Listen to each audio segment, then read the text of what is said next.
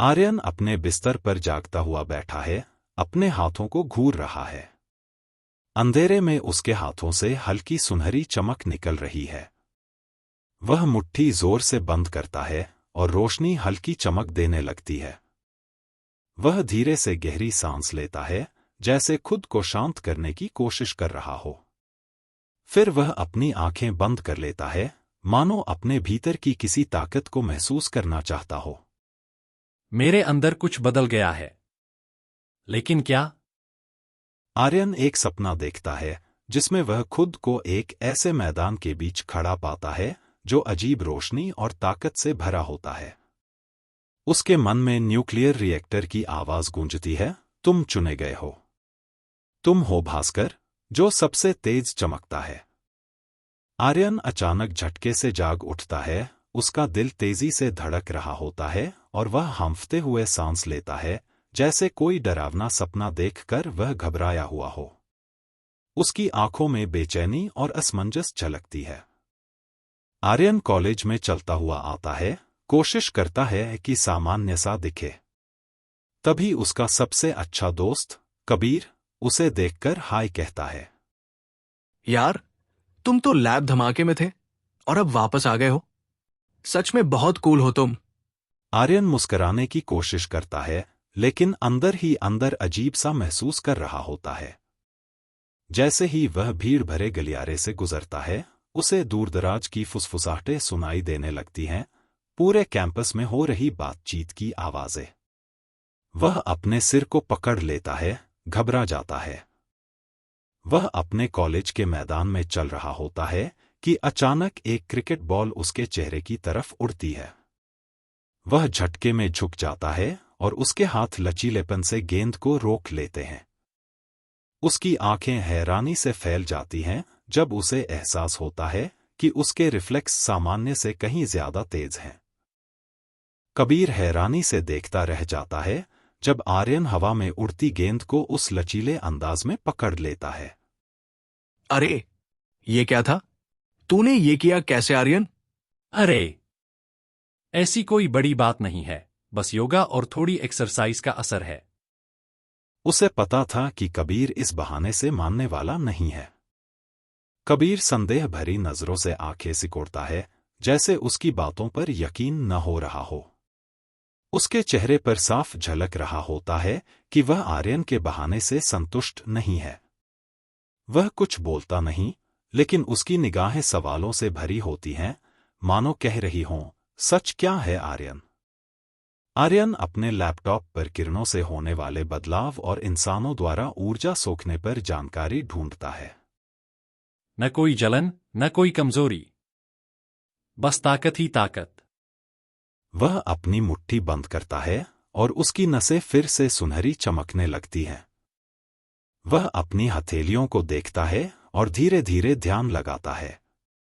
उसकी हथेलियों में हल्की सी ऊर्जा की लहर बनने लगती है।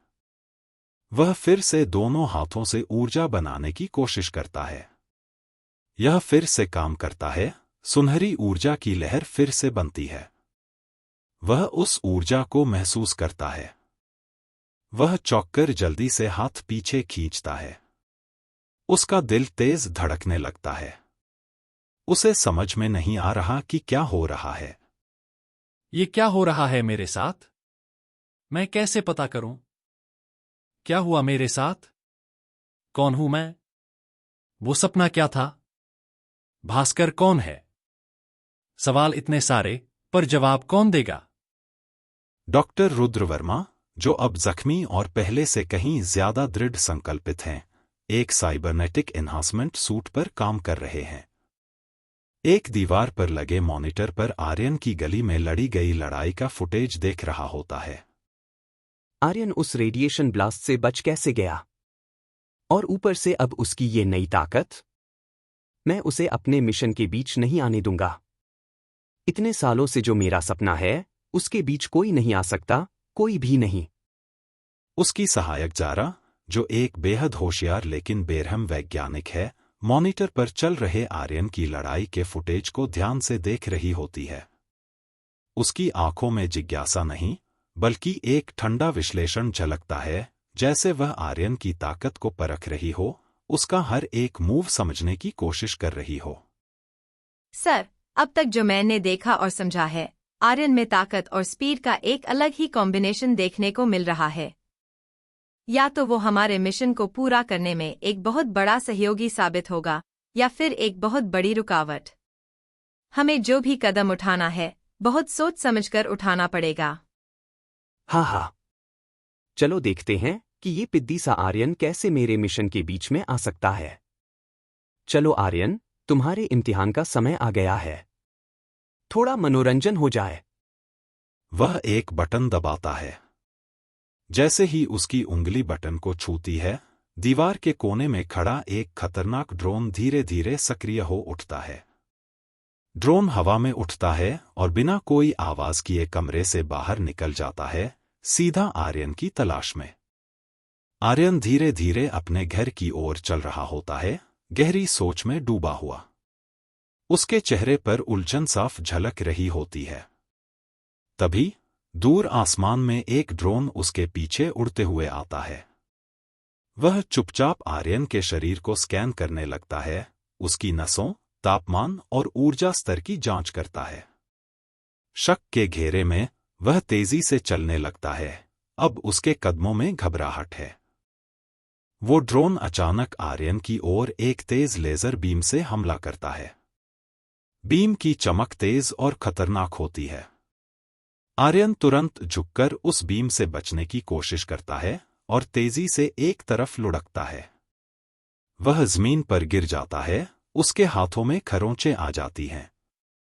वह हड़बड़ाकर इधर उधर देखने लगता है, आंखों में डर और हैरानी साफ झलक रही होती है।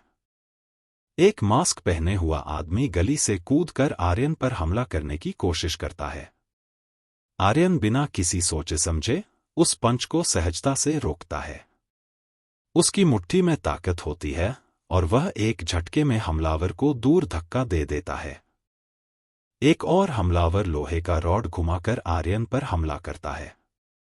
आर्यन तेजी से अपना हाथ बढ़ाता है, रॉड को पकड़ता है और फिर अपनी एक ही मुट्ठी से उसे चकनाचूर कर देता है। उसके चेहरे पर हल्की सी मुस्कान होती है, जैसे वह किसी खेल में भाग ले रहा हो। उसकी आंखों में सुनहरी चमक आ जाती है और एक जबरदस्त ताकत का संचार उसके शरीर में होता है। एक ही झटके में वह दोनों हमलावरों को अपनी ओर धकेलता है और उसकी शक्ति से एक जोरदार शॉकवेव निकलती है, जो दोनों को दूर जाकर गिरा देती है। हमलावर जल्दी से उठकर भागने की कोशिश करते हैं, डर के मारे उनकी चालें बेतरतीब हो जाती हैं। इस बीच ड्रोन फिर से आर्यन के हर एक कदम को स्कैन करता है, उसकी हर हरकत को ध्यान से नापता है। कुछ देर बाद वह वापस लौटने लगता है, जैसे कि उसे अपनी मिशन रिपोर्ट वापस भेजनी हो। आर्यन अंदर से घबराया हुआ होता है। उसकी धड़कनें तेज हो चुकी होती हैं और वह जोर जोर से हांफता है। वह खुद को संभालने की कोशिश करता है, गहरी सांस लेता है ताकि अपनी घबराहट को काबू कर सके। ये कोई इत्तेफाक तो नहीं हो सकता। कोई मुझ पर नजर रख रहा है। ये ड्रोन कहां से आया? ये हमलावर कौन थे? आर्यन की आंखों में अब डर नहीं, सवालों की आग जल रही होती है। वह आसमान की ओर देखता है, जैसे किसी अदृश्य दुश्मन को ढूंढ रहा हो, यह जानते हुए कि यह तो बस शुरुआत है।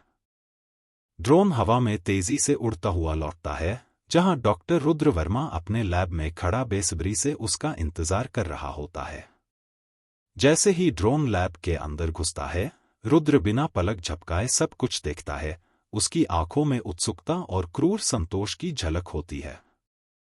ज़ारा एक बड़े मॉनिटर के सामने आर्यन की लड़ाई का एनालिसिस कर रही होती है। डाटा कंफर्म कर रहा है, सर। ये कोई साधारण म्यूटेशन नहीं है। ये कुछ और है। उसकी ताकत दिन ब दिन बढ़ती जा रही है। अगर ऐसे ही चलता रहा तो जल्द ही वो हमारे काबू से बाहर हो जाएगा।